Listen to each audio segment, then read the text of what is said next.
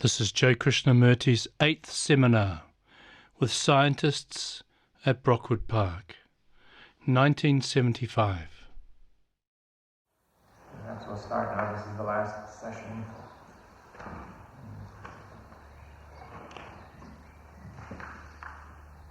Did you say what you were going to say something this afternoon? Yes, sir. But have we finished with that question? What? Have we finished with that question of The question of whether there can be an ending to time. time?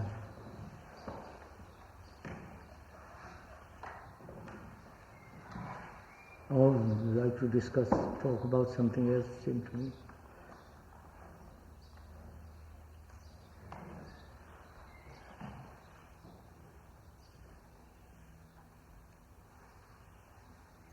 Could we talk a little more about energy?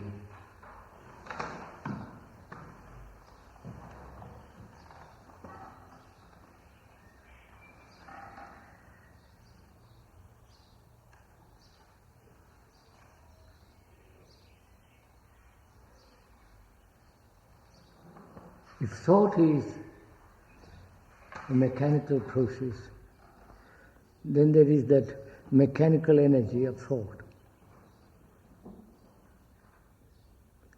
functioning in the world of reality. I said if thought is mechanical process, and that energy, as far as in oneself as one observes it, I may be mistaken, subject to correction, all the rest of it, doesn't seem to bring about order in itself.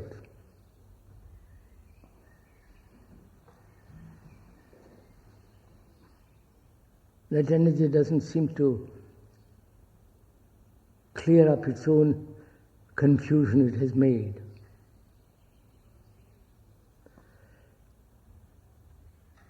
And is there a different kind of energy? I'm just investigating, sir. Is there a different kind of energy which is not mechanical, not divine grace? Can that energy, which is not mechanical, be found in the field of reality?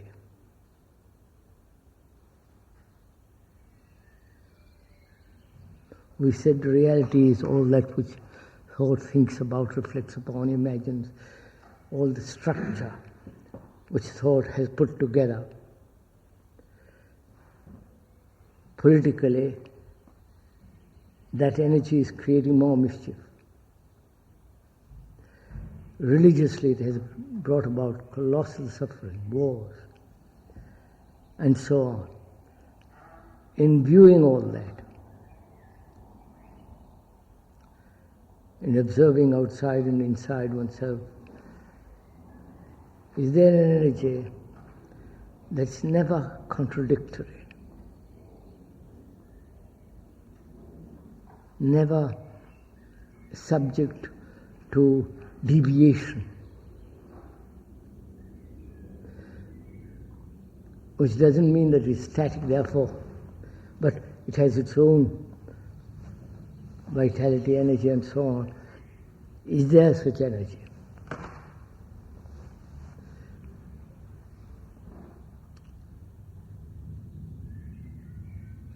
If you want to go into it, the ancient Hindus, and I'm sure the Hebrews, said that there is such energy, not induced by thought, not cultivable, but in the field of reality. There is an energy which is orderly and universal. I'm sorry using those big words. There is an energy that sustains itself, which is not mechanical at all, at any time. Well, the ancient Hebrews called that energy God. I mean, it was, they call that energy God. Yes, right? Hebrews, It yes. says God created the universe. Yes. The Christian concept too, it exists. It may be a theory, it may be a hypothesis towards which man tries to work out or work, but in actuality, is there such energy? Can I, as a human being, come upon that energy? The implication of what you're saying is that in some way or other there's three parts. There's the human being, and then there's one kind of energy, and there's another kind of energy. No, I don't mean that. I don't think so. I mean, thought, if we agree, thought is mechanical. And then that thought has mechanical energy, like any machine that creates, but it has to be nourished, sustained, given food, reaction and response, challenge and response, and all the process of that, the field of thought as a movement in reality. That is mechanical. And realizing that, or seeing that, is there any other kind of energy? Or is it the same energy moved into world of truth? I don't see why you ask the question. You say, why do you ask the question? Is it the same energy moved into the field of truth?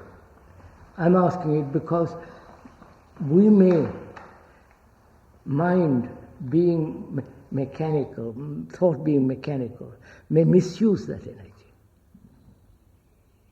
That's what I was saying.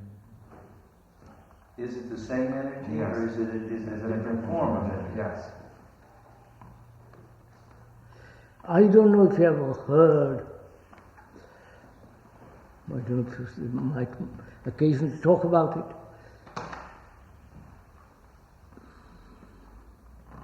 The whole idea of kundalini in the Asiatic world. Have you heard about it? It's something the Hindus are familiar with.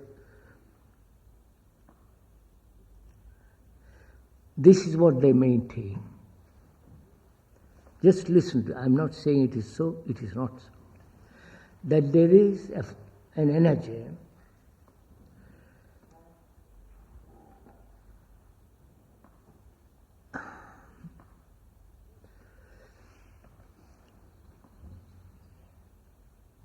solar plexus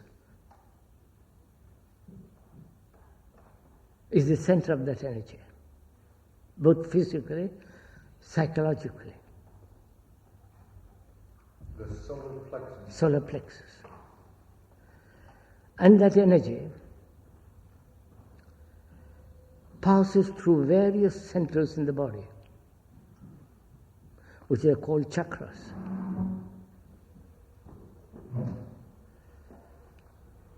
We are talking, sir,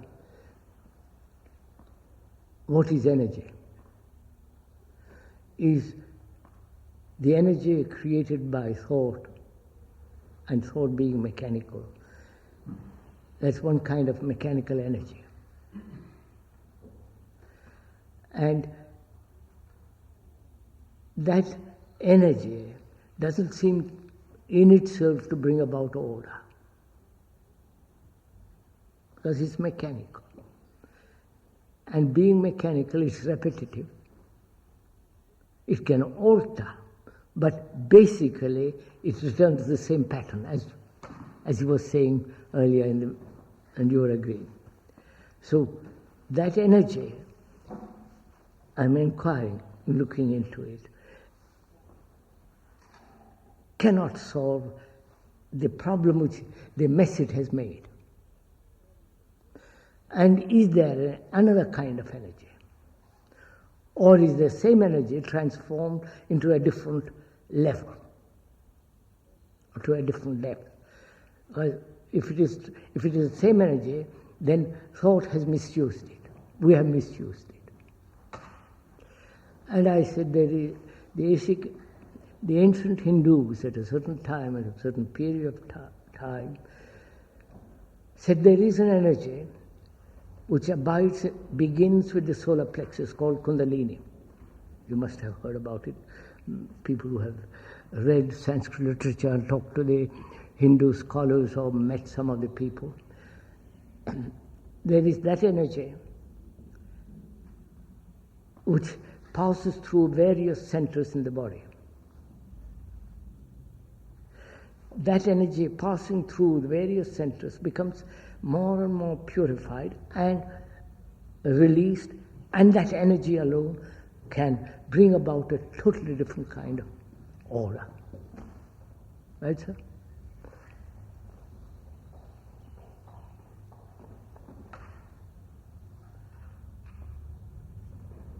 I'm sure books have been written about called Serpent Fire, and the Tibetan tradition has it, the ancient Hindu traditions has it, and modern vulgarized edition of it is now being spread in Europe and in America.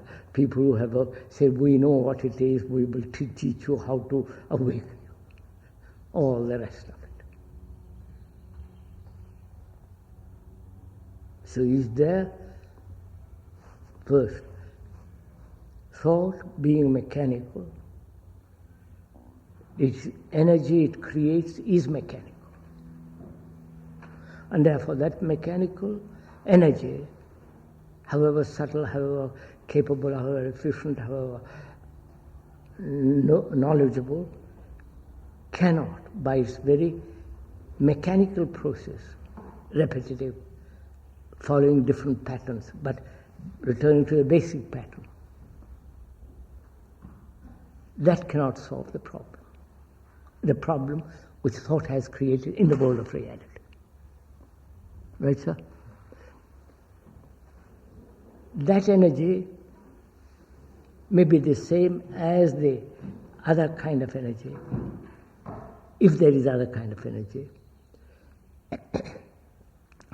And that energy has been misused by human beings. Because we turn everything to mechanical process. And the Hindus and the Tibetans, in their tradition, say there is a different kind of energy, which is the energy brought about by the movement of certain vitality, which is the very in the solar plexus and the various centers of the body, and moves up.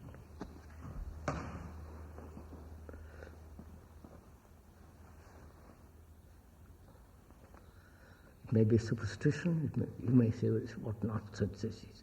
Some Asiatic romantic rubbish. I believe I talked to some Egyptologists. They said they have it too, vaguely mentioned. So you take your choice.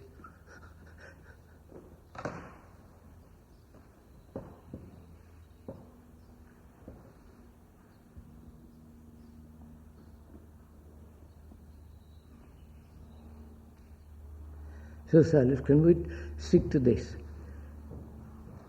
Thought, if we agree to that, or we can add to it, we can modify it, we can argue pro or against, but thought is a mechanical movement in time, functioning in various patterns, according to various cultures, background, but it is in the field of the known.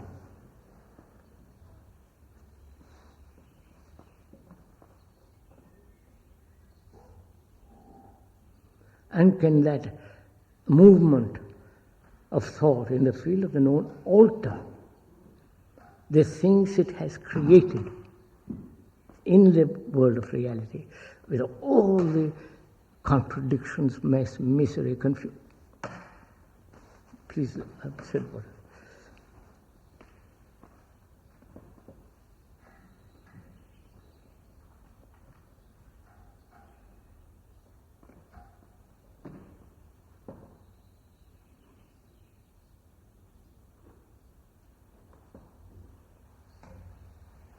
You see, sir, put it differently, if I may, sir. Oh.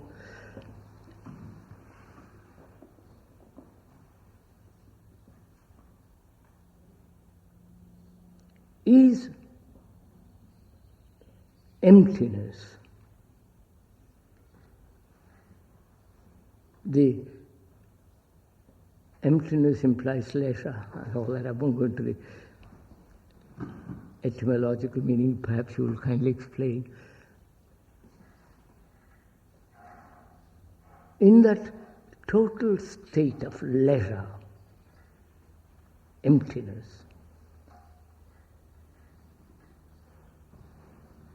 is it a vacuum or that emptiness has its own extraordinary energy?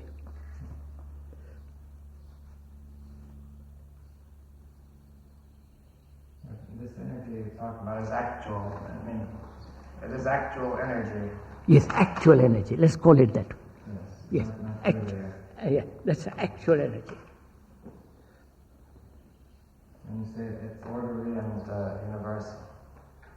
That's right. Can my consciousness, which is the content it has, can that consciousness be empty? Can there be an end to this everlasting becoming something?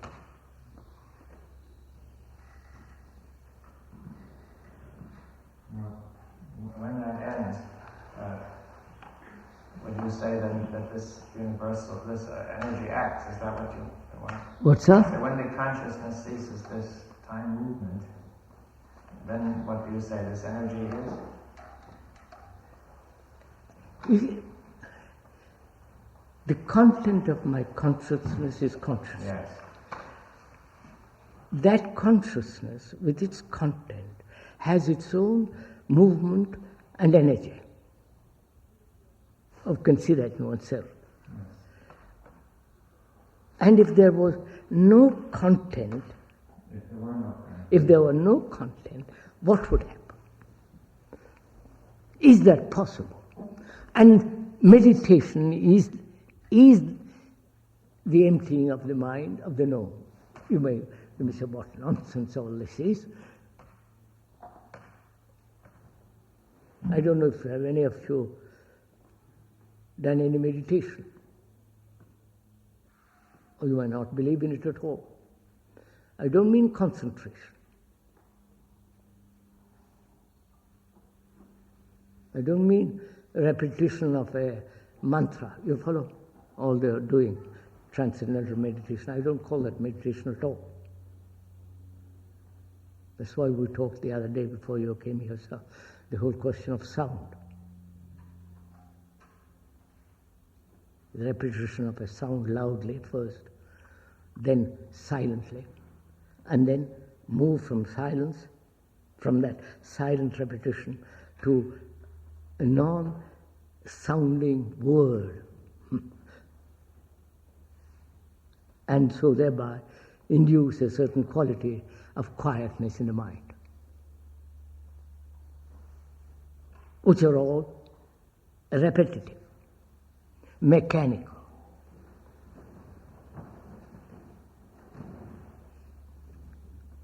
And if it is not concentration, if it's not a controlling of thought by thought, which is no control at all, but the controller is the controlled,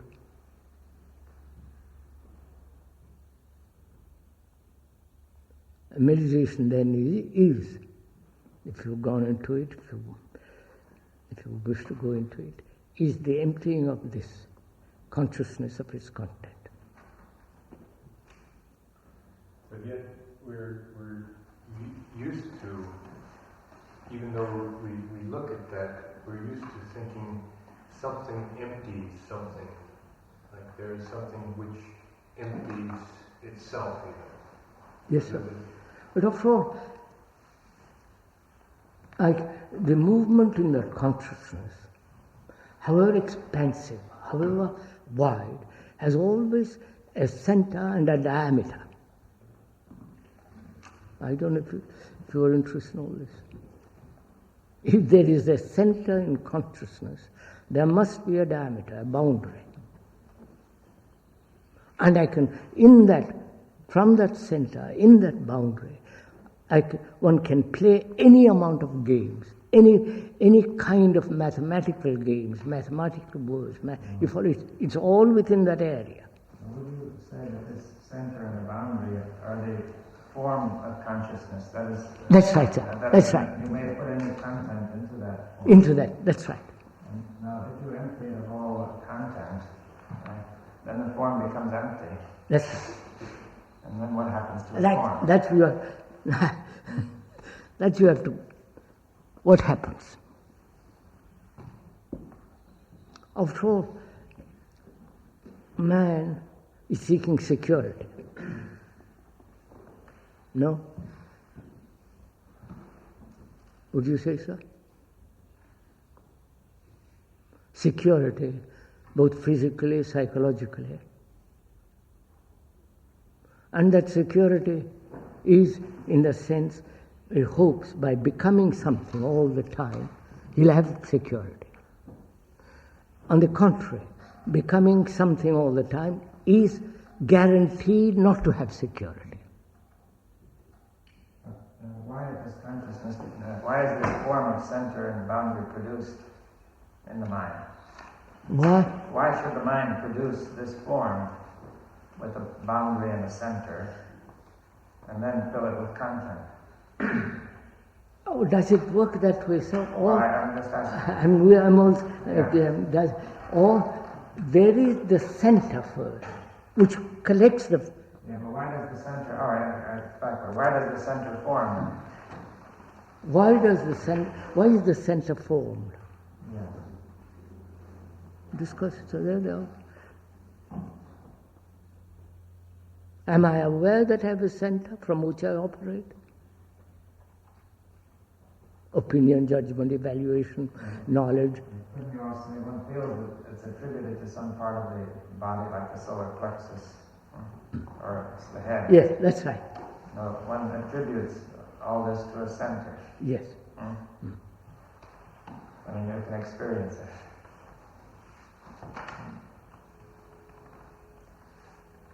Bearing on this, I believe that with certain kinds of massage, which relax the muscles in the face completely, Yes. the person feels they lose their identity. They feel they've lost their personality temporarily. Temporary. And that seems to show that it's linked with states of tension Yes. in the body. Which are apparently centered in the middle of the brain, perhaps. Yes. That is certain forms of relaxation, which is part of meditation too. This is a good old game. Certain form of meditation, which is to bring about physical relaxation, helps you to non-identify yourself with something. There is no identification, as you pointed out. And when there is no identification, they hope that way, there is an emptiness, there is nothingness, there is no becoming, you know the whole business of it. When the energy flows into the individual, there's an illusion of form being produced. Now, that form is what we call reality, but it's an illusion because it only appears to be form. It's not. I'm not sure in what sense. So, if I have a very, very strong conviction, I'm taking that, I operate from that center. Yes, but it's not, but you see, there are 2 points about, one is the conviction, which is an idea, and 2, that sense of a geometric, a place from which it's coming. Yes, yes. Now, see, that apparently thought creates a place from which it seems to be coming. Yes. Is that what you're saying? Yes. And that is the beginning of this fictitious entity. Both physically as well as psychologically. Yeah, physically it creates tensions, and psychologically some image. Yes, psychologically some image. Some formula, some conclusion. Are you saying that it takes energy to form that centre, and that if that centre dissolves... That is the movement of thought. But it is using energy. Using energy, of course. And then if that centre were to dissolve, you're saying... Can that, first of all, can that dissolve? Can that centre be dissolved? And then that would be the source of the energy. That requires, I can say yes or no, you say, show it to me. Like, you remember that joke about evidence? Khrushchev asked his cosmonauts at a dinner party to come and talk to him quietly afterwards.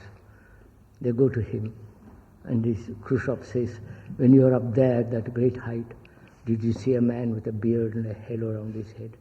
And the cosmonaut said, yes, sir, we saw that. And he says, if you repeat that to anybody, I'm going to kill you both. So, they say they take a vow of secrecy. So they're invited to Rome and meet the Pope. And the Pope says, may I ask you something most private? He said, certainly, sir. He said, when you're right up there, did you meet a man with a beard? I'm afraid not, sir. And Pope says, I thought so.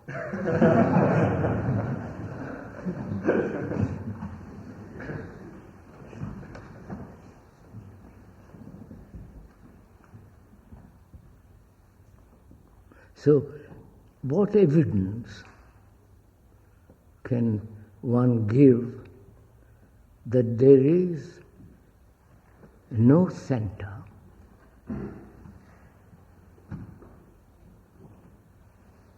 and therefore no dimension, a center and an energy which has a quality of orderliness, complete, total orderliness.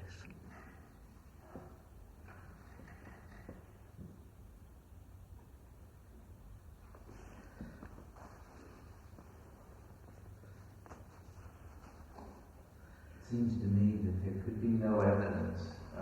Our previous question is still on my mind, in the sense of the mechanical energy or the mechanical form of thought could never. There is no answer to that question as to whether there are 2 different forms of energy. No.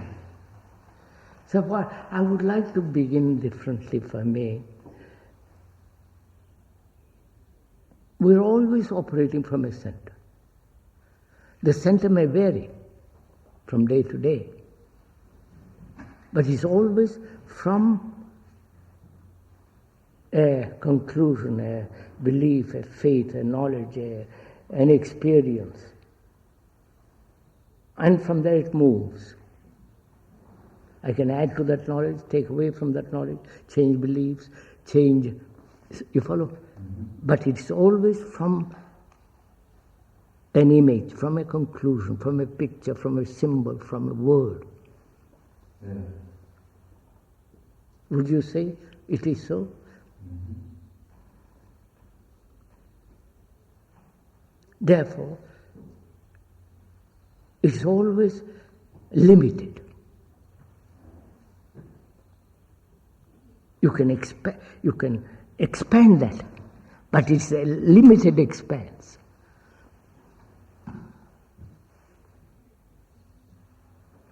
Yeah. And therefore there is never freedom. Why is it limited just because it flows from the center? If I have a conclusion from my experience, from my belief, from all the rest of it, and hold to that conclusion, and I move from that conclusion, and you have another conclusion, and we meet then in in a contradictory or limited field.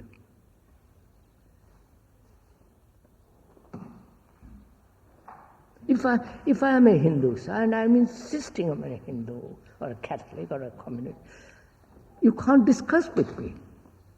I go up to a certain point, as the Catholics do, as the communists do. Afterwards, please, you have just a bourgeois mentality, go to hell.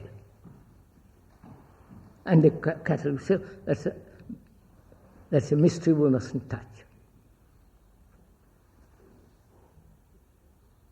You know this, this is... So can there be a movement or an observation without a center? Which is not vacuum, which is not a mind which is like a sieve which everything goes through, but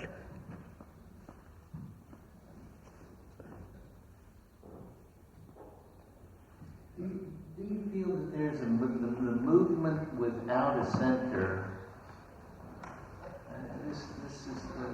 Is it the movement without a center in some way or other related to the fact of realizing that it is always from a center? In other words, that you are never... Yes.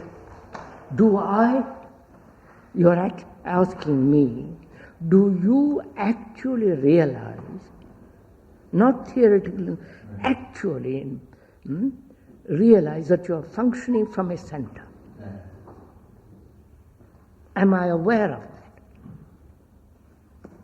Yes, that is your condition. That, I see, yes. I can see that I operate from my previous experience, knowledge, belief, conditioning, conclusion, whether it is I concluded or conclusions have been given to me, slogans, all the rest of it. The same thing as center. Yeah, but that it is your condition, that is a fact. Sir. Are you suggesting that you see your behavior, call it whatever you will, and you see it, and that's it? I'm not going to go any further. I'm going to say that the fact is that. That's all you say. That's all I can say. That's all I have. That's anything all. Else would be a guess. That's all, of course. But the next question is, sir, you say to me, are you aware that you are functioning from a center? You won't say center, please, not an actual center in the sense of psychological belief and all that. I say yes. In watching myself, I see there is. The next question is, can that center not exist? That would be my next question. What would be your next question? My next question would be that, do you actually see it? I say, I went. Then my next question would be something like, yes, I'm was indicated. Yes, of course. What happens then? Yes, I wouldn't ask you, can it not exist? Because then I would be putting you somewhere where you aren't. Yeah, quite right. Then I'd be telling you I would be saying, look, isn't right, this right, the case? Right. So, am I actually aware that I'm functioning from a center? Yeah. Which means... No hope to be in actually, when I said actually from a center, I'm not wanting to move out of that. So what happens actually when I'm totally aware, in the sense attentive, diligent, which means completely giving my attention to that, to the observation of that center. That center is not different from the center of me, and so on. Therefore, there is no division between the observer and the observed. Then what happens? That's right. That's the question you're asking.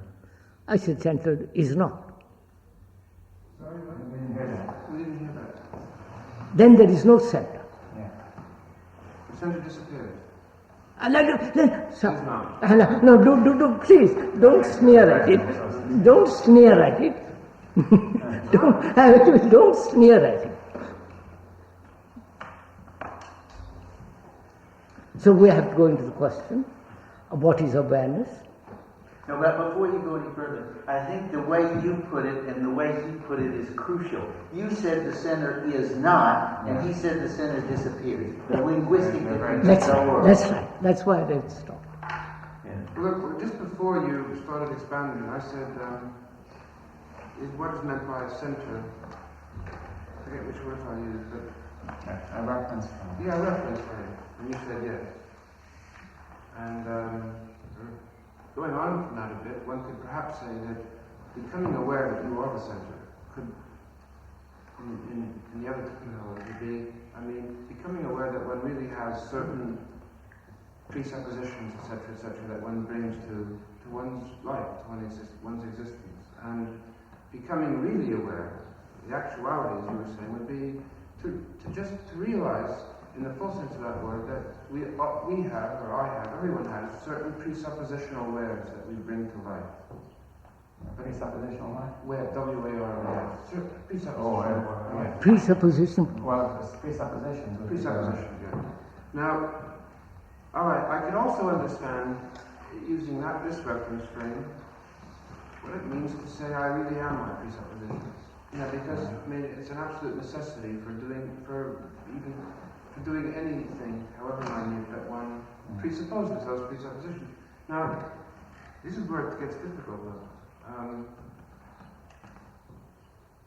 I'll put the difficulty in a nutshell in a question. How could realizing that make the reference frame disappear, or make the reference frame? It didn't say realizing that. It said, are you aware of this being aware. Yes, being aware of this actuality. Yeah. How could being aware of this actuality make the reference frame not be? Because you don't want me to use disappear, so I use the word not be. So how can that happen? What is the mechanism involved? I'll show you. Mechanism. Not in the derogatory sense. No, I'm just. What's the method? Yeah. What is the system? What is the process? What is the methodology? Yeah. Dr. Schoenberg asked me, are you aware of the center? Right, sir? Actually not. There is a difference here. Is my awareness of the center, because you have pointed out to me and I become aware of it, that's one thing. Or, without your telling me, I am aware of it, which is quite different. Right? I am aware of it without his telling me of it. So it is a direct, a non-directive awareness. He could have directed me to it. And therefore that directive awareness has quite a different quality, which has the quality of unreality. But when there is no directive awareness, I am aware. I have got pain. Not that you tell me I've got pain.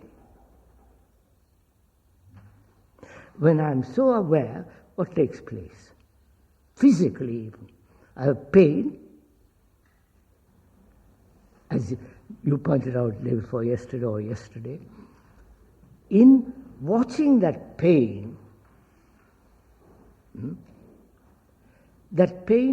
not only there is not this violent activity of pain, but there is a certain modification in that pain. There is certain no division as me having pain, there is only pain. I don't know if you've explained it, so we won't go into it. So here I am. I am aware, or I am totally attentive of that center. Right, sir? I mean by attentive, I am not translating it into action. I am not saying it must not be, or I must go beyond it. There is no movement of thought in that observation as doing something about it. Am I making myself clear or not? So that total attentive awareness, what happens?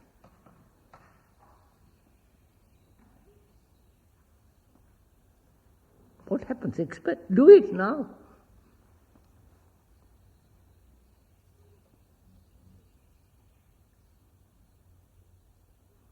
I have a center. That is, I have certain preconceived ideas or certain remembrances, and that is my center, one or the other, past or the future. And that is from that center I operate. Doctors tell me, are you aware of it? Am I aware of it? In that total sense, not to do something about it. Is my mind capable of doing it first? Or is always injecting something into it? Always getting in the way. In the way.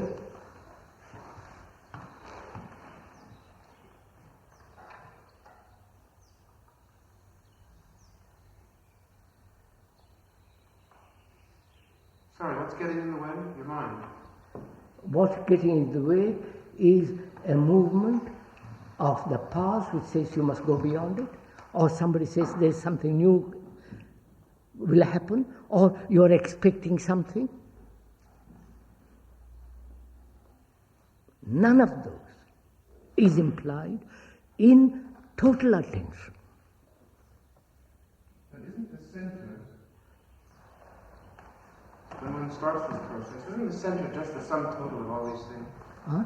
The center is just the sum total of all these expectations, memories. Yes. So, if it's just the sum total of all these things, then how could one say one mustn't let those things get in the way? Because the center just is those things. They'll answer you, sir. He'll answer you. Answer it.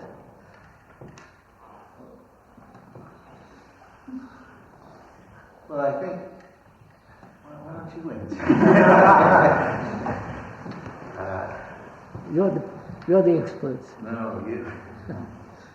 I think one thing that happens is that it is the difference that I suggested before, where he said it is not, comes in when you are aware and watchful of all of these aspects of this center. The center is that, but in the operation of these different flip-outs, as we could call them, or spin-offs. It should be better, it would be better if it were the other way, or it should happen this way, or I want it to come out this way, or these can all are all seen as processes in which the center is operating. So that in the attention to that,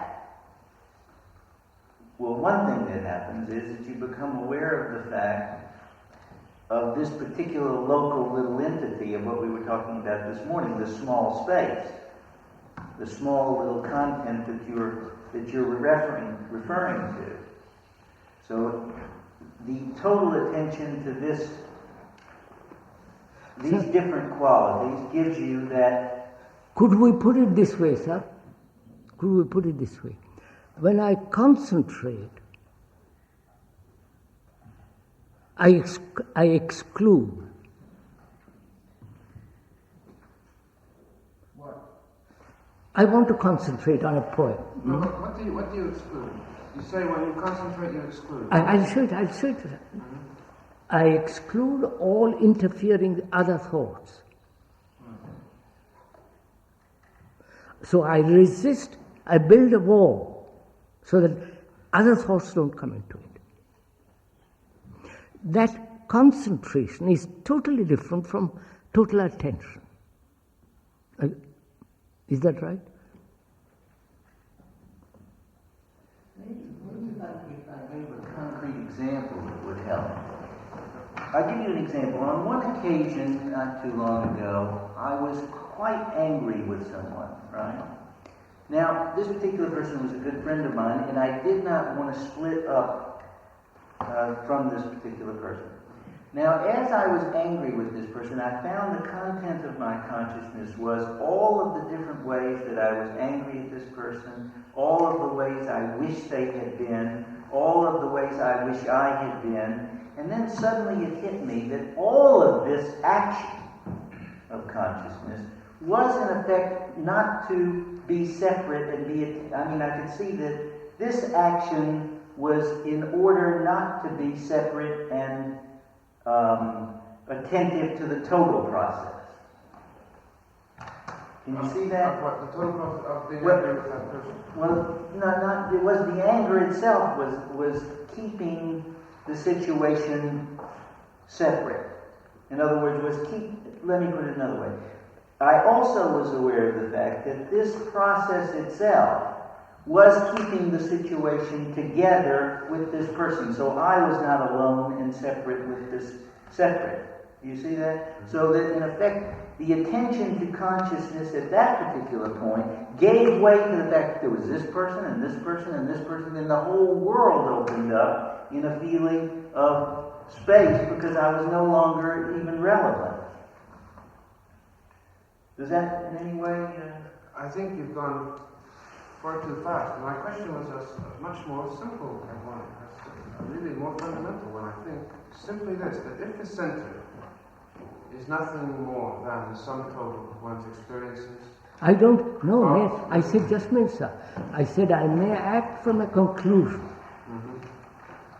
a preconceived conclusion, or from a remembrance. And that remembrance can be modified. That remembrance isn't some total of my whole existence. I may act from that remembrance one day, which is the center, and that remembrance projected something in the future, and I may act from that future, from that center.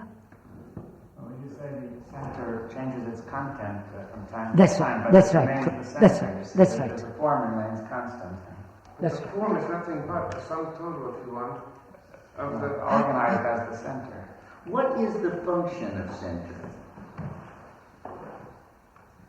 That I think function from then yes sir, that's a good question, because what is the function of a center? Then how do I know what I'm doing if I have no center? You follow? Because center gives me a sense of assurance. Well, but is it necessary? I mean, is it possible to operate in daily life without a center? And that will come to, of course it is. I say so, but they might say nuts. Well, are you implying that mankind has fallen into the trap of using a center to orient itself? That's right. But it is not really necessary. That's right. I mean, yes, and go ahead.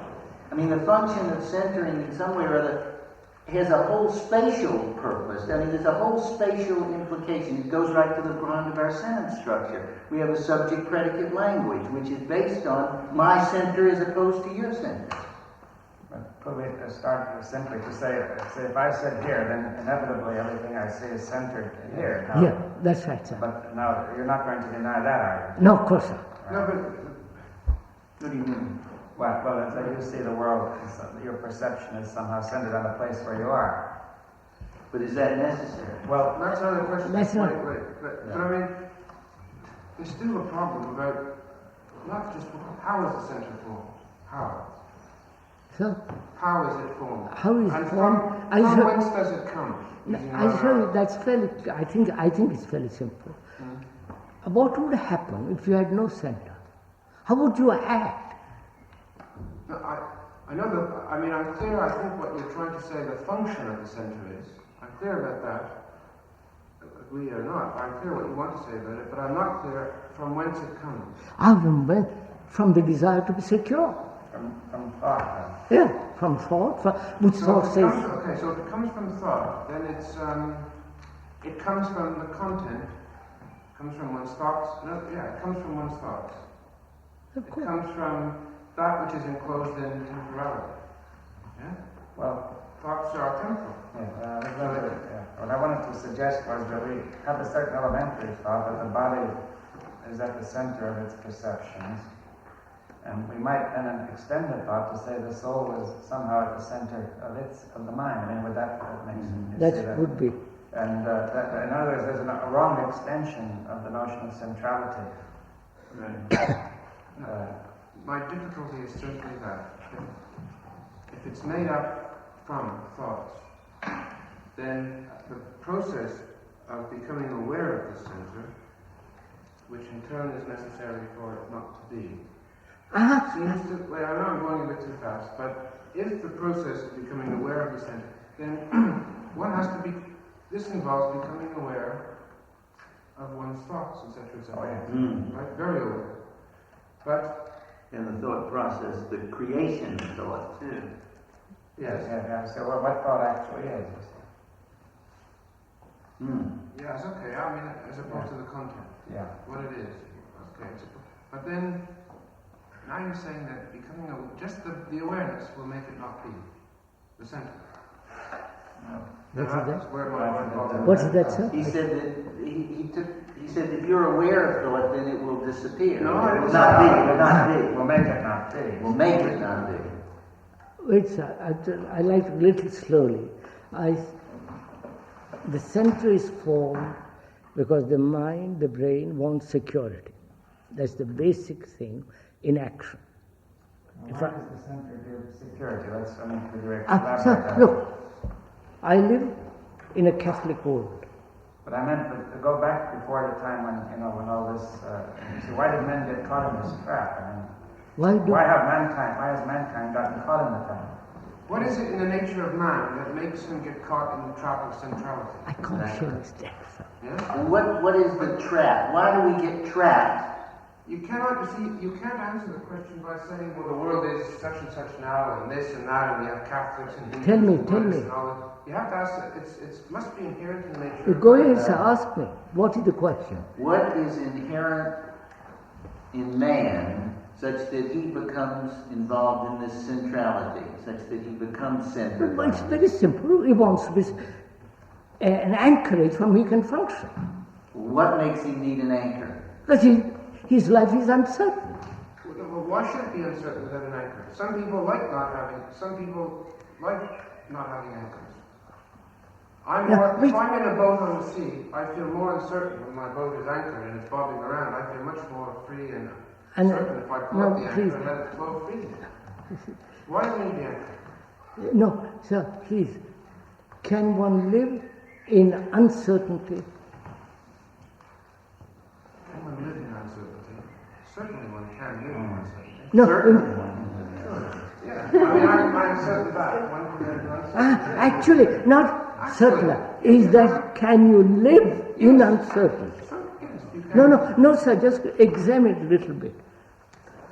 Without a center in which there is security, in which there is weight, if I can use that word, which is from which I jump off, from which has stability.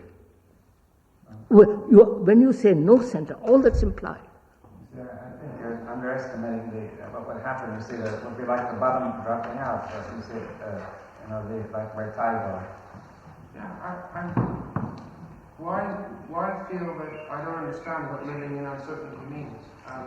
Perhaps if I said... But you said yes just now. No, I said yes, one can live in uncertainty. I've never seen anyone that could live in uncertainty. That means to be totally open to continual movement.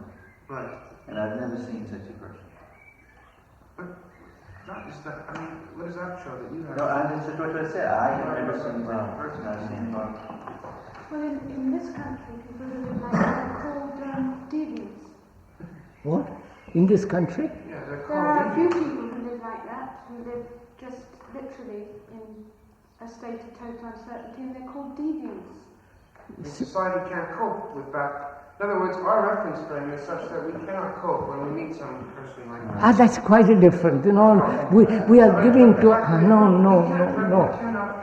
I know people who live in No. I think there's some cross purpose there, not by reading. A verbal misunderstanding, I think, a semantic misunderstanding. I don't think it is, I'm sorry.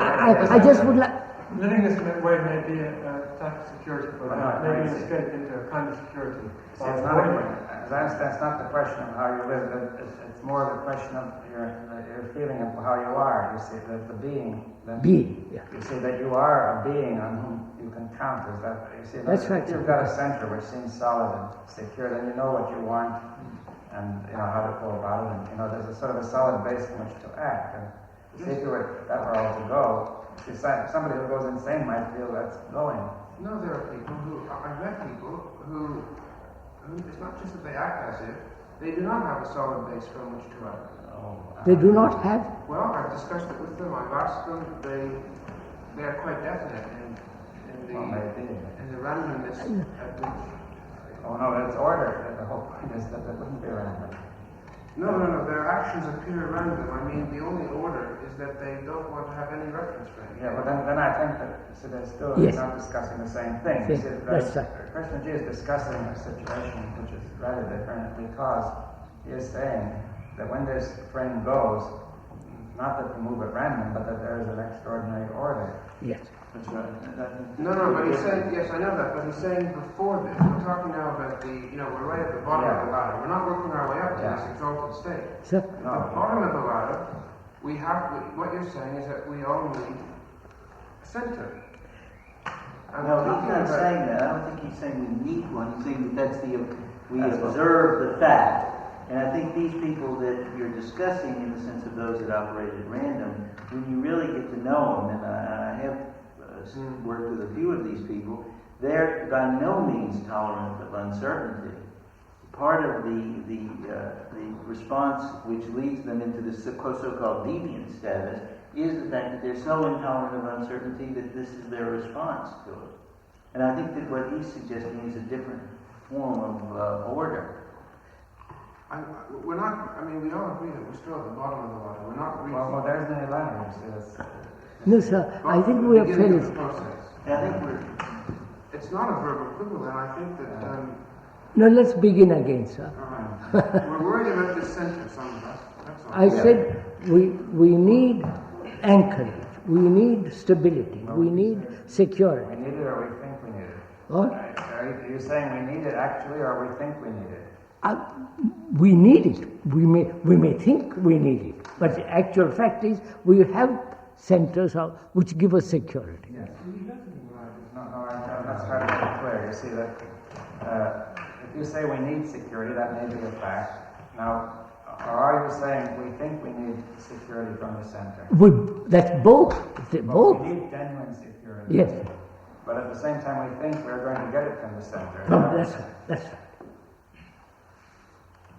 I think by being something and creating that something will give me security.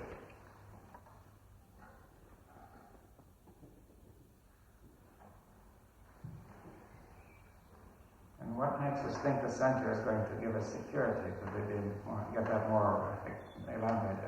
But I need physical security. Yeah, From that I move into psychological realm. by analogy. By analogy.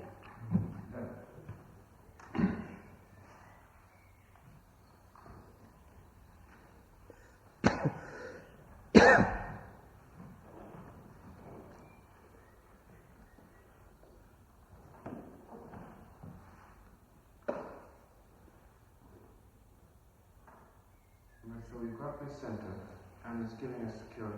Or it seems to be, No, it's giving us. No, I think that's how I was trying to make this point clear. See, I'm not sure if there's complete understanding. Yes.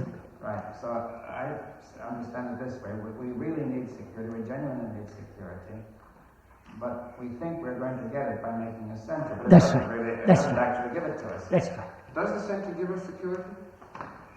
Doesn't it?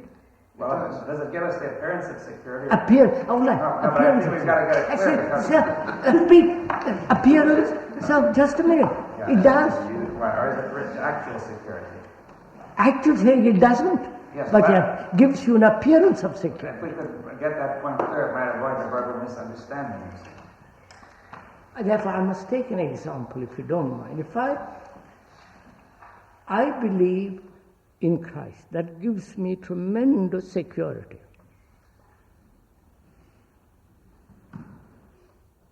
Well, again, I would say the sense of security. Not only a sensor, but it is my security. I feel it secure. You feel it, but at the same time, you have to say it's not genuine security. David, now it appears to be, it's not a verbal equivalent. Right. Wait, let's go on. It's security. Well, look, no, but it is. We're going to get him, now he's going to be aware of this sense of security. But it's actual, in some sense it's security. I think we were to call it real security, but not true, you see, that this really... Is that the problem, sir? No. Then what's the problem? No, this person who believes in Christ, with his security, comes up against one who believes in some other faith, and they conflict. Then what gives each of them security may wind up killing one another. And so we removed from this, would look at it and say that one of them was obviously wrong, or both. But let's ask another question. Before I ask you the question, you are going to be aware of this center. Yes, sir. Now, what, in your awareness of your center as involved in Christ? First, in examining it, is it created? Is it artificial? Is it real? Or is it a security in a belief and therefore no security at all? But my mind wants security. Somewhere it wants something stable. That's, like a child wants to be secure. My mind said, for God's sake, there must be some place in my center, in my belief, in something I must feel that I've got hold of and hold. But this is everyday event. Everybody says that. You see it going on, and everywhere people say they must have something to cling to. Cling to. Okay, now you're aware. I mean, it may be non-existent or existent. Okay, so we have this, we're clinging, and we're aware that we're clinging. Well, women are. Right, so he's the one who's staying involved with Christ. What? Now you're aware of that. Now, wait a minute. I'm aware. In my awareness, I become conscious of what it is, that I want security. There must be, otherwise I'd feel totally uncertain of life. Living in a world where Catholicism pays, monetarily and all the rest of it. So I'm aware of that. And also I realize that it is thought created it. And also I become aware, then if what thought creates may not be real at all, may not be true at all. It may be illusion to which I'm clinging. If I realize that, if I remember, am I going to create another center, another belief which I will hold on to? So I'm aware of all this.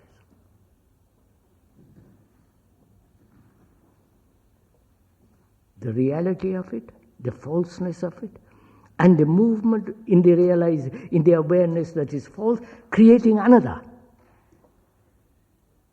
Send another structure, another belief, and holding on to that, clinging to that. I am aware of all this.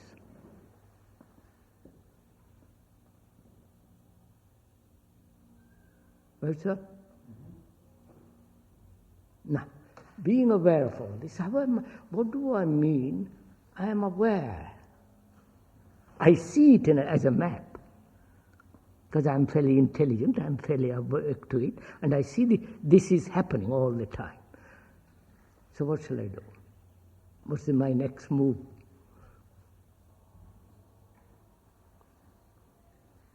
Do I want to get... Any move you make from there has got to be the same. Same, that's it.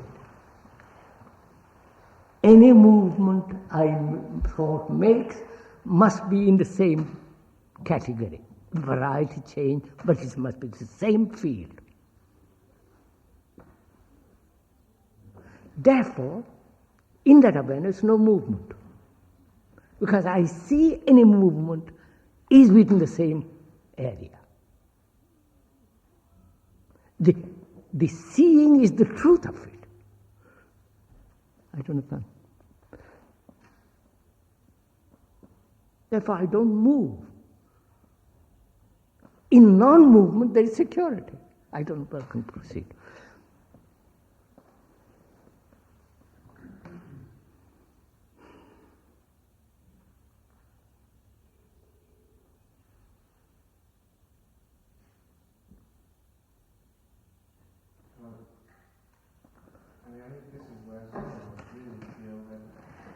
Well, look, I'm here. I'll take it more slowly. You say the plans have gone along a certain distance now. Mm-hmm. No, I mean, you understand. I see that there was a certain mutual understanding up to a point.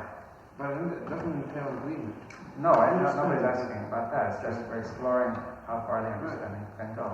Yeah, well, So where do we deviate? Where do I make a mess, or where you are clear? No, well, you acknowledge that by looking at something, it can disappear. You're explaining something. Yeah. If something is false and you see it's false, it disappears. Well, I don't know if you agree with it, but I mean, I can only tell you that that's what happened. Right. And you seem to accept that that's possible. Sir, I followed once a cobra. Cobra. A cobra. I was walking in Rishi Valley along a lane, a sandy path, and about 10 feet ahead of me was this cobra, enormous long cobra. It was going very, very slowly because there were 5 or 6 birds taking a dust bath. Dust bath, you know. And it wanted to catch one of those. I was as close, much closer than you.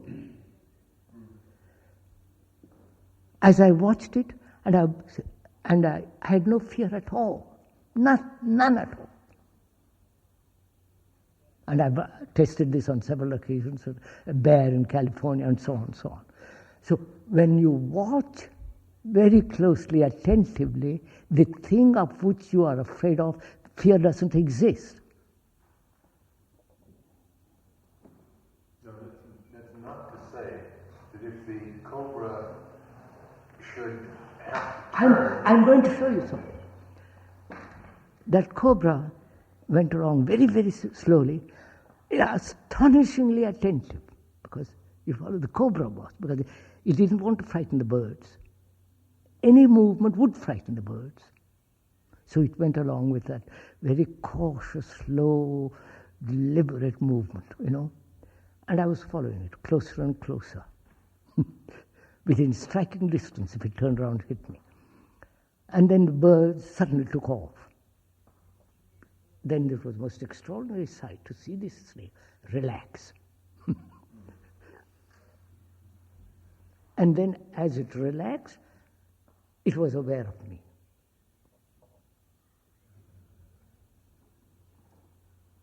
You follow, sir? And no fear. And it turned off. I'm just pointing out that when you observe, as he pointed out, when you observe something very attentively, the thing which causes fear, that fear disappears. That's all I'm saying.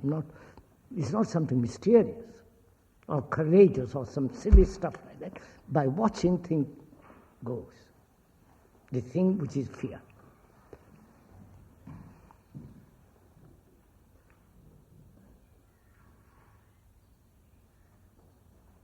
So, come back to it. Sorry to produce cobra. Where do we deviate?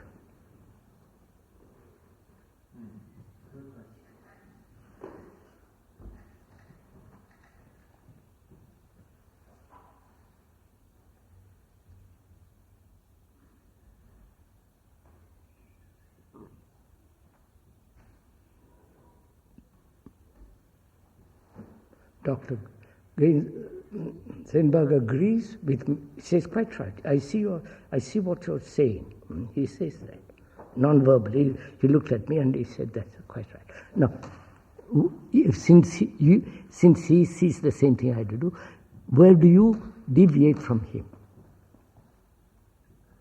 Well, I don't know. I mean, David and I have never talked about exactly this. I don't know. We went step by step, sir. I said, in this awareness, I am not only aware that I have a center, how this center is formed by thought, and that thought has created an artificial thing which has become real, and that reality I cling to, my thought clings to, though in examination it is illusory, it's non-factual, actual, and yet it holds on to it. Now, in being aware of all this, like seeing a map as a whole, which I do about the center, what then happens?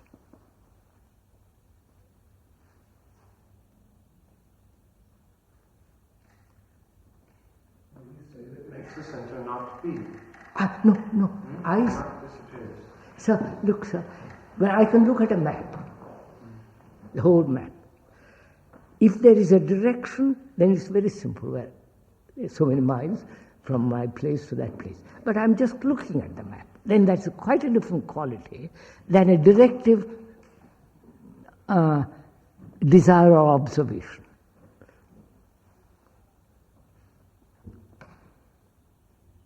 You were saying that you're just looking at the map, understanding what it means. Yes. I've looked at the map of the center. Yes, and you understand it thoroughly. I understand it thoroughly. By not as an intellectual understanding, but see it. Yes.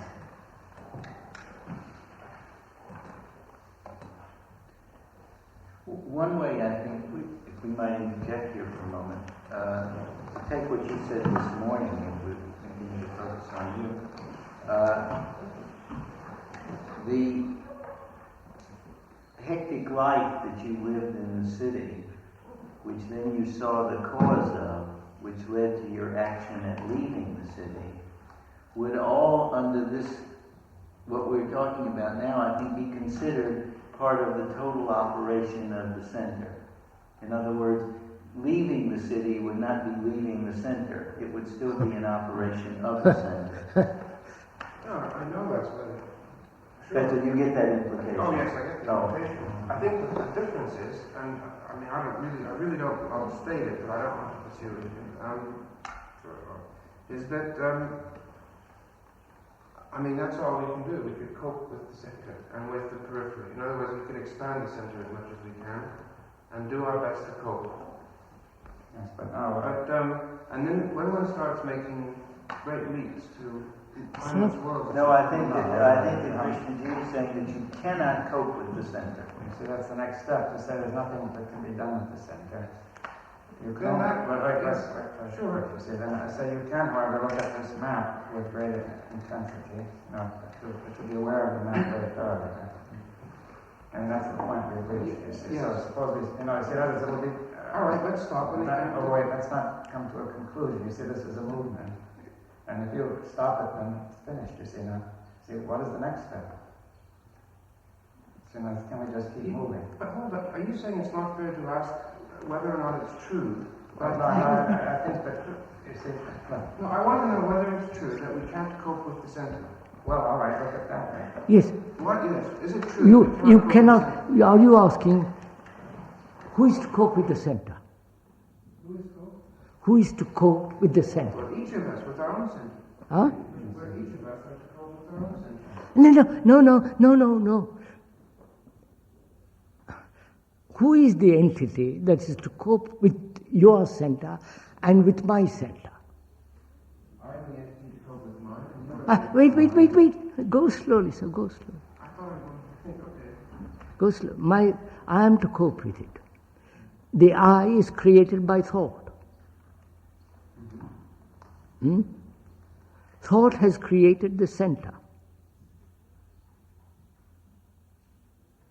I thought you said before that the center is the eye. No. It is the eye. Yes, thought is created and it is the So eye. thought is created, The eye. yeah, but it's not only created it, but it also is it. It is. Yeah, but thought is created and therefore it is it. Well, not therefore, and it is And it is. because it doesn't follow that, is it? But if you say it both creates it and it is. Yes. Okay, right, so far. So far? Yes. So, one thought copes with the thing thought has created. Sorry, one thought. The thought which has created the center, Yes, thought again copes with it. okay. Is that it? So what happens? I don't want that center, or I must not, this center isn't profitable, I'll move to another center. Or what does it mean to live no center? So thought is a movement. So has it dealt with the center? Cope with the center? Has it understood the nature of the center? Well, in a sense, the center can never be understood, but I think that's the human predicament. We've got to cope with it, and It is not a predicament. You see, there's a disagreement on this point. And the question is, you see, if you just say that, that's a conclusion. It closes the advance. no, actually, But if you once say that, then that's the end of it. You see, you block yourself because you say that's my predicament, and that's the end of up to the end of my no, life. it doesn't. No, absolutely not, because it gives one's life a purpose. I mean, one knows, as it were, the strategy. That's the new center. That's the new center. It's not new, but I mean, we're maneuvering around in our centers. Yes, but that may be another illusion. You see, we were saying before, being a Catholic could also give you a strong purpose. Maybe another illusion. Yes. Interesting. So let's go. I want to finish. You see, so I say being a Catholic might give me a very strong purpose. Then I see how false that is, and I say, well, all right, I'll do something else. I'll do as you suggest. You see, and I say, where's the difference? What about maybe believing in the writings of certain people? Same thing. Well, believing in what you believe. Same Same thing. thing. Yeah, we're saying something totally different actions. See, at this stage. But believing in the fact that some totally different actions. No, don't believe it, but consider it. You see, I'm saying, see, we're not. See, the point is that this is. All I want you to admit is that if I'm being dogmatic, then you are being dogmatic just as much. No. Yes, you're closing. I mean, in other words, you said you're being dogmatic. You're closing any. I said to you, you're closing any possibility. Let's I mean, that will only get us nowhere. You see, but we were just arguing back and forth. No, I think he interjected something that was significant, in which you said so far that given the fact that this is the predicament of man, right, that then you just that's So just accepted it. that. That's an assumption. So you said, now I'll take some medication, which won't do anything about it, but it'll make me feel better. No. Is that what you said? No, I said what one has to do then is to live one's life, to make it acquire a purpose, etc., but always within the confines, within the bounds, because that's all there is, of what has been called, I don't like to call, has been called the center. Yes, but see, now I wanted to stop you at the point. You said that is the predicament of man. And I say that's an assumption. You see, in other words, that to me it appears to be an assumption. I'm not saying that dogmatically. I say, to my view, that is an assumption. So I would like to look at it and say, is it the predicament of man, or is this just an assumption that people have accepted? But then, but when one goes on. Oh wait, stop there, because you haven't answered my question. Well, it is an assumption, but it's no more or no less an assumption than if you say.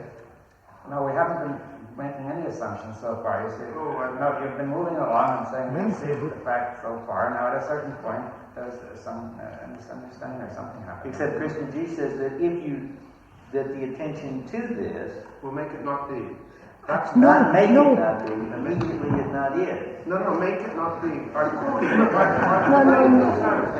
right, let's not argue about too detailed words. No, because what's happened all week is that one says a phrase, in an attempt to understand the other person's position, and then you say, no, not that, and we lose sight of, make it not be now, let's not quibble All about right, it. let's not argue it. Right, as you say, look, I mean, we reached a point, I said that is an assumption, at least to me, that this is the predicament of man. Now, Krishnamurti is saying that he sees something, it's not an assumption to him, it might be one to you at this moment, right?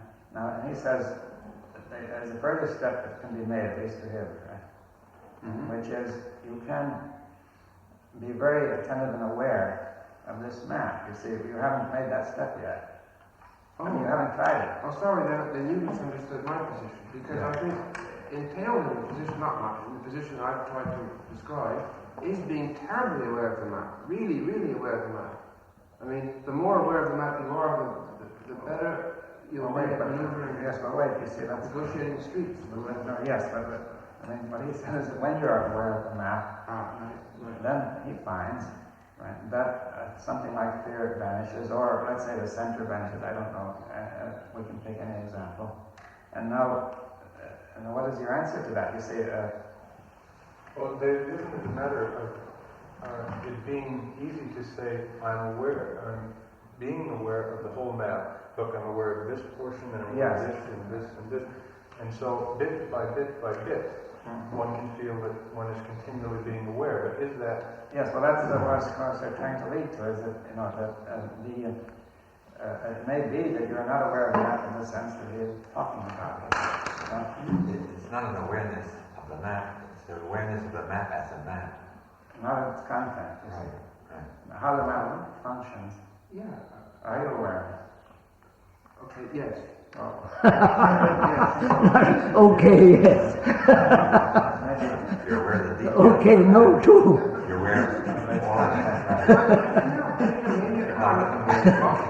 Let's suggest that. I look that way, but maybe, of course, we can't say for sure.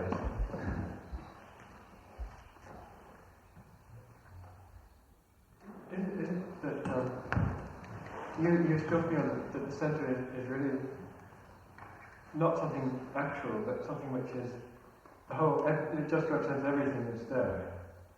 And it's not something that you can see as such. And it seems to me you're willing to conceive of reordering things in different ways. But if you take that attitude, you cannot get any real purpose out of it. I mean, you can put purposes into it, but these purposes must be fictitious, really. Why? Well, what are you going to base them on? Well, you can say survival or... No, we base them on not only those particles, we base them on coherence. That's the key thing. The coherence of the total picture that we get. No, but you're not, that still leaves out the question if you're actually able to look at the actual map itself. You see, the actual center itself, an activity, an action. So could we make it much simpler, if you don't mind, for myself? It is, Dr. Shendal asked me, are you aware of your center? If you have one, are you aware of it?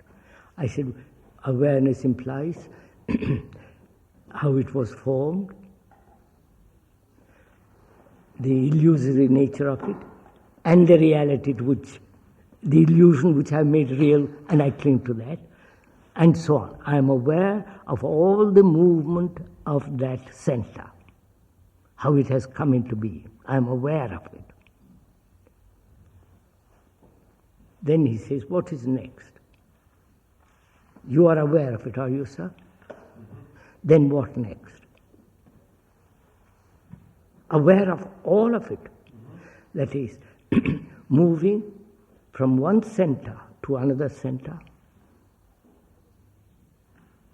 Either the center in the past or in the future. If you deny this center and creating a new center, the whole movement of thought creating centers in order, whatever it is. Are you aware of the total movement of this desire or purpose or call it aware of it? All right. Is there... Yes. Keep it simple for me. Then, is that, in that awareness, is there a choice? Oh, yes. Huh? Yes, there is. So, how is that choice based on? What is the choice based on?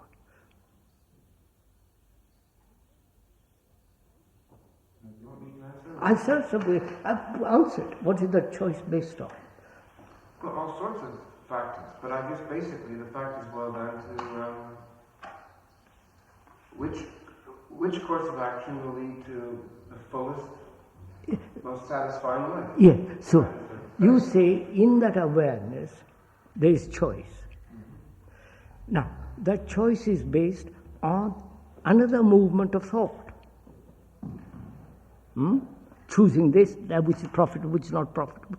So you are moving, or you're aware that you're moving in the same field. Extend the field, but it is an extended field. Well, yeah, I mean, I don't know quite now. Really, I mean this. I'm not being. No, I don't know what you mean by field. I don't know, because there's one sense in which that's all we could do. I mean, we could extend the field, but there's nothing of a different sort. No, I'm not saying any. Please, I haven't even said different. I said, are you aware that you're moving in the same field? What does that mean, same field? I mean... See, I said field, please. We said thought creates the center. No, I understand that, but let me give you an example. If I decide to stop doing philosophy and start doing physics, I don't need... I didn't mean anything. Well, what? Surely, what you mean is that if you say you can make a choice, doesn't that choice come from within the field that you're looking at? I mean, doesn't it come from within thought? You say you can look at the whole field of thought. But if you do that, where does the choice come from, if not from thought? It comes from what you're... No, the choice. One uses thought on the basis of as guidelines to make the choice. It doesn't come from. But what's the choice? I mean, doesn't based on? Yeah. Well, it's. I mean, we sort of amass all the evidence and data we want. That is thinking. That is thinking, surely. That is thinking. Well, sure, but it doesn't. I mean, but you see, we're being sort of poetical. We say it comes from thought, but that is part of thinking, making a choice. Yeah, the act of making a choice is a subspecies of thinking. Yeah. Sure, and that's it. So I'm saying, sir, please, I'm not saying that's enough or that. So, are you aware? Are you aware that you are choosing in this field? Within the realm of my thought. Huh? Within the realm of my thought? Of course. Yeah, sure, yes. So, yes. Are you aware that from the beginning to the end is the movement of thought? Forming the center, holding on to the center, making it real, which is not real, or all that process. And choosing amongst the unreal, the real, all that. I'm aware of that. Now, just a minute, hold it, just a minute. How do you see it? When you say, I'm aware of that, what do you mean by that?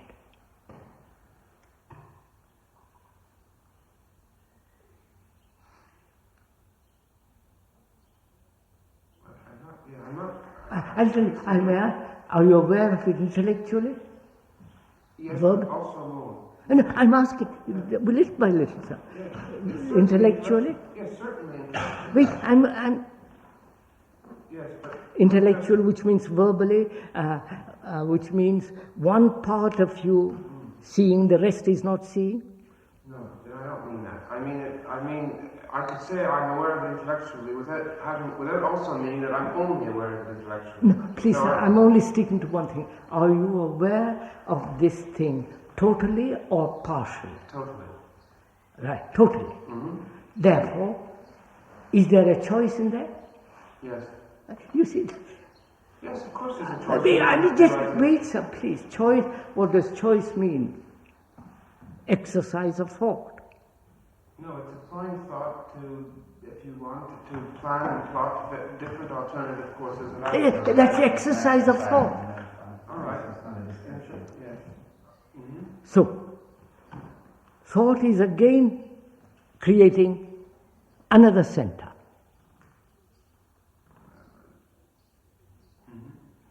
So, you are actually moving from one center to another. So living always within that area of many of center areas. Wait. Are you aware of all this? Yes. Yes. So you say, I'm also aware that I choose. There are truths.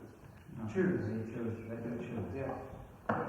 So, and you are aware that choice is still the movement of thought. So you are always moving within that field. But that's all there is. I'm not saying there is or there is not. Going step by step without Step by step. All right, yes. going to the conclusion. Yes. Wait, sir. And I am also moving in my area. And he is moving in his area. Right? And what happens to us? Have we any relationship? Perhaps. And do actually, not perhaps, actually. You believe I am a Catholic, bloody Catholic, and you are something else, and I cling to that. Communist. I'm a vicious, strong, politically oriented, dialectical believer in Marx. But wait a second. That very small step. Now this is where I think the equivocation begins, because you've asked me to answer No, a sir, question. please. Wait a second. Have I any relationship with you when That question cannot be asked or answered in the same sort of reference frame as all the other questions. I think it can. I'm going to show you. Third-person question. The other ones were all first-person Well, look, questions. no, between the two of you see, Yeah. let's suppose he's got his frame, whatever it may be. You Yes. know, he might believe in a certain, suppose you say he believes in a certain body of doctrine, Yeah. you know, which he is teaching. Right. Now you say you have another body of doctrine which you are teaching, namely, you know, to struggle against your sorrows and so on, right? Yeah. Now, what is the relationship Okay. between you? One could describe it as, now allow me to speak a bit metaphorically. I mean, these two reference frames, or these two centers, perhaps accidentally, through chance, through knowing a third reference frame, bump into each other. We might find there are certain hooks and nuts that we could latch onto and form something, discover that we have something in common, or we might find that there are no bolts and nuts in your reference frame that fits to my reference frame, so we bump around against each other a bit and then float up. So in other words, it could be the case that we could have a relationship, but not necessarily the case that we could have a relationship. And it all depends on the compatibility of your reference frame to my reference. You are saying the same thing, sir. That is, if thought, what's that? I think that's exactly what you're saying. Yes. There's no way of bringing the two frames of reference together within that. Except by fortuitous means. Well, isn't it rather that Krishnamurti is saying that this process that you're talking about is not real relationship? Then he's right. It is not real Not relationship. genuine relationship. And this is what Krishnamurti is saying. It's really a fortuitous process. People bumping together mechanically, sticking No, together, it's coming not apart. mechanical. No, it's not mechanical. Well, you even use mechanical analogies. Well, such of as course, to hooks make and it so on. simple for us to Yeah. understand. But look, the analogy, first of all, I think it's and I would say this with any sort of anger, but it's presumptuous to think that I haven't therefore seen some sort of, deeper truth in someone else. It might well be that I'm right and the other person is wrong. It might well be that. And therefore one shouldn't make certain assumptions about, superficiality of one another. I'm trying to say that the process which you describe appears mechanical to me. I mean, I'm not assuming. That's the way it looks to me. Right. I mean, in other words, you say people come together, they bump together, they may stick for a while and then they'll fall apart. No, they may stick together in such a way that the sticking will become a real fusion, and perhaps, they'll be stuck together always. Will that really happen? They say, how will this happen between the two of you? Or two people as different who have such different views? No, depending on the compatibility. Remember, I took the center, or the reference frame, to be more than just a particular collection of views. It's one's whole, as it were, one's whole existence. Let us drop relationships, huh? Wait a minute. Let's drop relationship for the moment. Are you aware? Am I aware? Are we aware that we're always moving within this area of thought? Yeah. Nuts and whatever it is.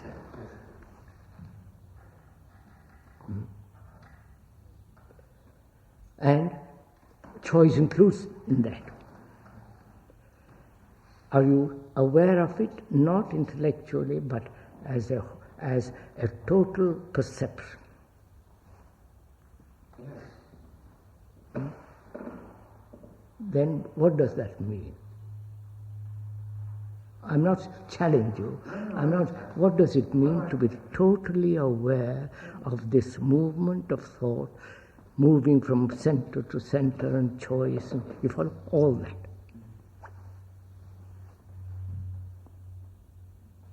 I'm not quite sure. I mean, I know first of all, it's much more exciting to me than just am I aware of being moved from center to center, because the map, as it were, is multidimensional, and the movement. I know that. I know all that. I know all that. I don't there's no disagreement on that point. Mm-hmm. Well, then what's... Well, let's see if we can go to the next Okay, slide. okay, I'm aware, and the Are awareness you? is more No, than just... I'm asking you right from the beginning. I kept on asking. Are you aware of it totally? Yes. I would like you to tell me, no, I'm not cross-examination, what you mean totally.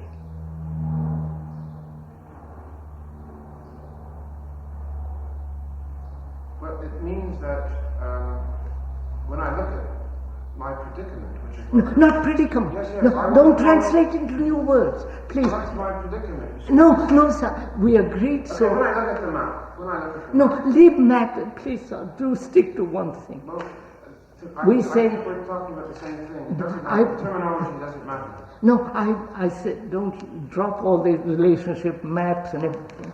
There is this movement of thought, creating centers from one to the other, choosing all that. Are you aware of this total movement of thought? Yes.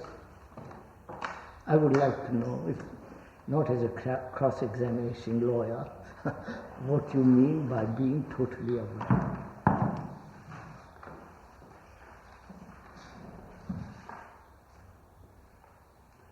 Well, I mean, being aware in ways other than simply through my intellectual thought processes. I mean, I feel that that's the case. I act as if that's the case. Are you not giving me meaning, sir? Sorry. Well, then what sort of thing would count as giving you the meaning? I don't know what you want as... Well, I'm totally aware. Say, for instance, you've told me that I have a center, watching the center, unreal, real, illusory, and I'm clinging to it. And in that, I move from one center to another belief, to another choice, choose, all that. When you ask now, you're totally aware of that. I don't know quite what you mean by being totally aware. I ask you what you mean by totally aware. Am I totally aware only up here, intellectually? Or am I totally aware in action, in my life, in my words, in my, in my feeling, all that's included? Am I, with my heart, with my mind, with my nerves, am I totally aware of this thing? Yes, the answer is yes. Yes. Then what happens?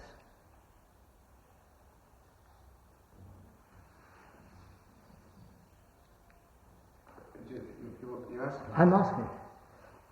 No, please bear in mind carefully that you are always moving in the same area. However wide, however narrow, however purposeful, however, it's always within this area. But also, I want you to bear in mind that the area can be expanded. I said that yes, too. Yes, but I could choose to expand it, and therefore expand it. You have expanded it, contracted it, but it's all still within that area. Yes, that's right. Still within the movement of thought, expanded, contracted, chosen, insecure, secure, all of it. Now what happens when you are totally aware of something, of this?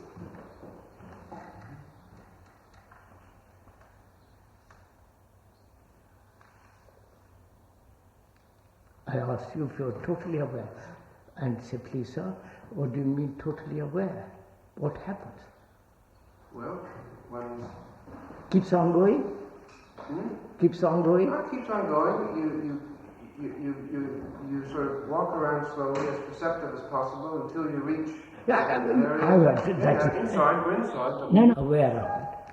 I am aware of it in the sense all movement is within that area. There is no excitement, unexcitement. It's just a movement in that field. I can run across there, I can walk slowly, but always in that field. Expanded, contracted.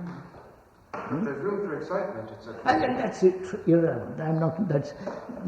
Well, it's not irrelevant. Please sir, that is... So I say, now what do you mean by totally aware? You haven't answered my question. I've tried to answer your question, and part of my answer would involve using words like excitement, etc.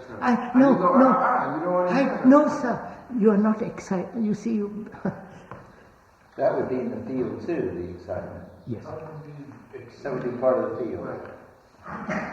Part of the feeling, part of a sense of something new taking place, something, which was something I've never seen before.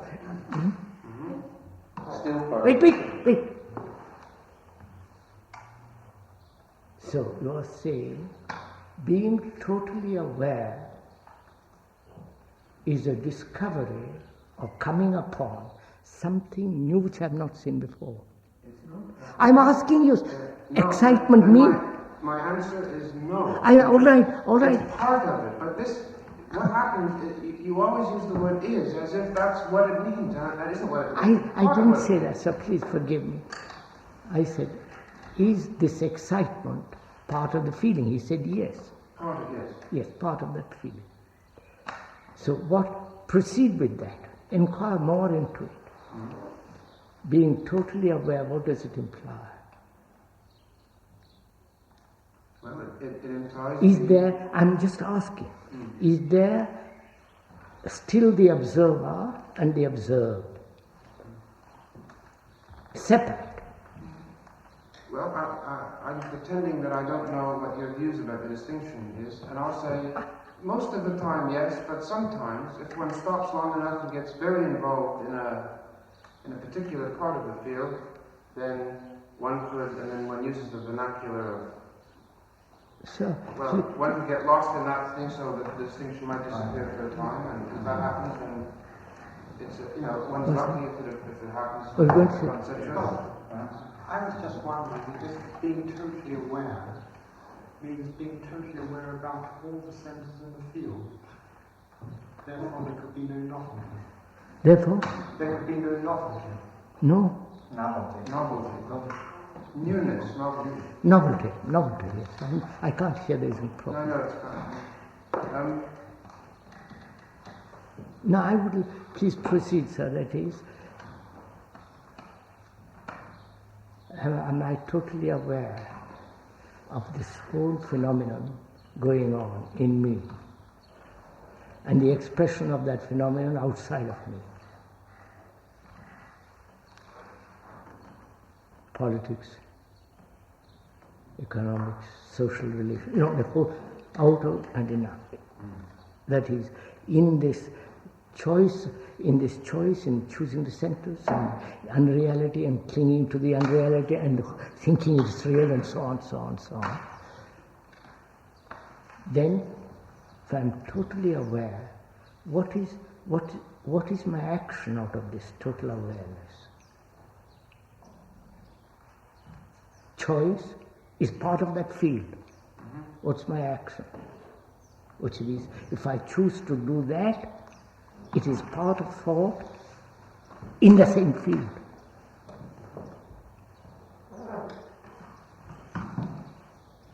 And therefore, I'm not saying, it's a very limited field, however extended.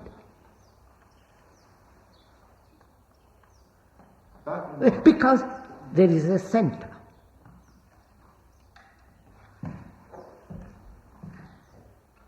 Just listen to it, sir. Listen to it. Don't say... No, I'm not doing that, but... Just give it a chance. because there is a center, in however wide that field is, it is limited. It is not a whole action. What do you mean it's not a whole action? I'll explain. An action which has no motive, an action which is not according to a pattern, or an action according to an ideal. So action means the doing now, not according to something, which is mechanical.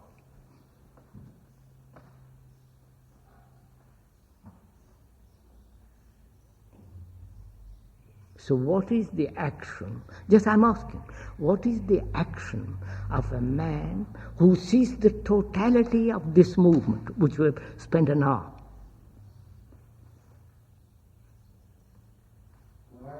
In order to answer that, I would go back a step, not forward too fast, but back a step, and say that just from what you've said, it appears that you've got far too pessimistic a view about the field, as we call it. Far too pessimistic a view of the field. I won't call it pessimistic. Oh, well, why? You see, I mean, in your description of it, not only now, but in...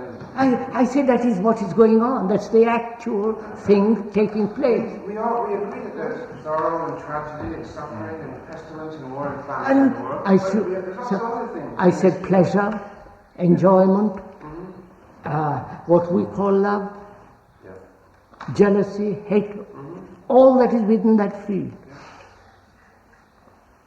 Well, and when you see the totality of that field, as you say you do, then what is your action from that awareness? Well, I said one makes choices, etc. May I just, can I further expand my comment about what I feel to be a too pessimistic view of the field? It seems that, I mean, this is the starting point of any religion. I mean, they look around and they say of the field that it's too narrow, too small, we can't derive enough meaningfulness, fruitfulness of it. So they start